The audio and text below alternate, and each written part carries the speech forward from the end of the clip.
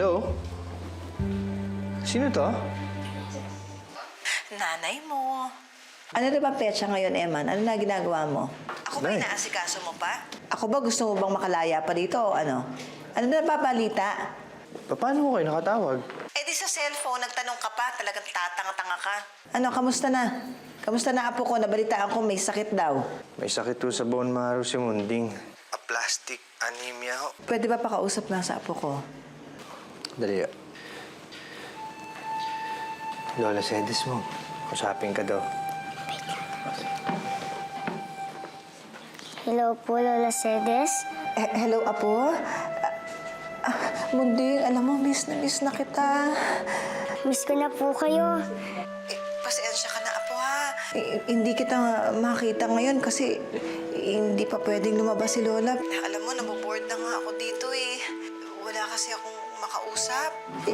Ikaw, Munding, kamusta ka na? Okay lang po ako. Medyo matagal lang po ng konti makalabas ako sa ospital. Pero hanap po ako.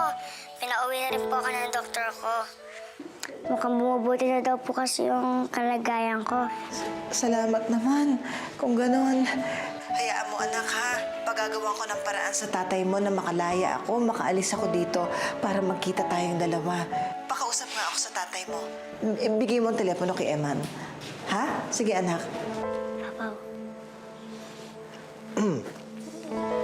Hello? Nay. Mabuti pa yung apo ko. Gustong-gusto akong makita. Samantalang ikaw, talagang pinabayaan mo na ako rito. Si Carla, buti pa ginawa mo ng paraan para mawalang sala at makalaya. Ako, ano, paano na? Talagang pababayaan mo na ako mabulok dito, ganon? Wala na ho kaming magagawa sa kaso ninyo, Nay. Alam niyo naman kung hindi pwedeng ipaurong yung kaso. Oo nga, alam ko na hindi na nga mauurong yung kaso at alam kong wala na nga magagawa tayo. Pero sana naman, binabalitaan mo ko.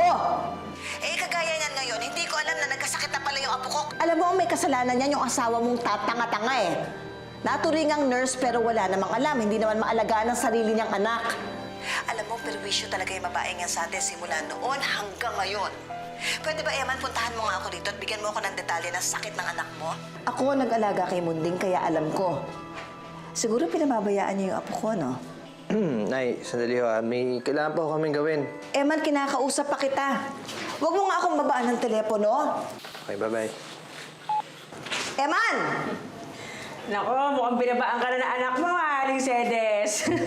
Binabaan ng telepono. Binabaan? Wala Wala ka ka kasi... kasi- nasa linya pa. Wala ka kasing kalambing-lambing sa anak mo, kaya ayan, iniiwan ka na lang. Ay, hindi. Ito, gusto mong kausapin? Eman, sandali kakausapin ka raw.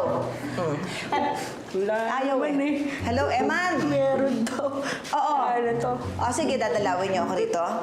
Oh, hindi naman kailangan magmadali. O, sige, magkikita-kita tayo, ha? Okay, ingat kayo. Oo. Bye-bye. Oo,